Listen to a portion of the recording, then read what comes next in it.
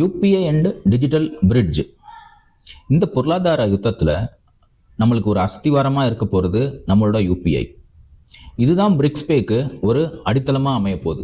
இந்த யூபிஐயை உலக நாடுகளோட இணைக்க போகிற டெக்னாலஜியோட பேர் மல்டி சிபிடிசி பிரிட்ஜ். சப்போஸ் நீங்கள் ருப்பியில் பேமெண்ட்டை வேறு நாட்டுக்கு அனுப்புகிறீங்க, டாலரோட ஹெல்ப்பே இல்லாமல் இது ஒரு டிஜிட்டல் கரன்சியாக மாறி அந்த நாட்டு கரன்சியாக அவங்களுக்கு கையில் கிடைக்கும். இம்மிடியேட்டாக நோட்டிஃபிகேஷன் வரும், பேமெண்ட் ரிசீவ்டு அப்படின்னு. தி கோலிஷன் ஆஃப் 34 நேஷன்ஸ். பிரிக்ஸ் நாடுகள் வெறும் 5 நாடுகள் மட்டும் கிடையாது. 2024 பிரிக்ஸ் பிளஸ் ஆயிடுச்சு.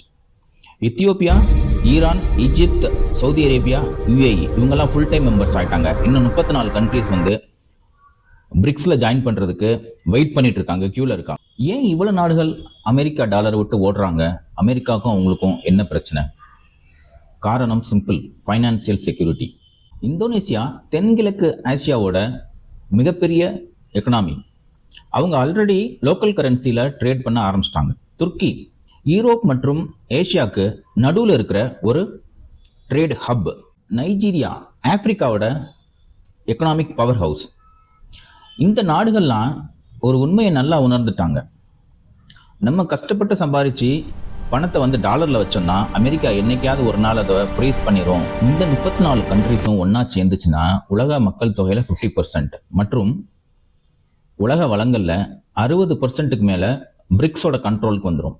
இது ஒரு குளோபல் சவுத் ரெவல்யூஷன்.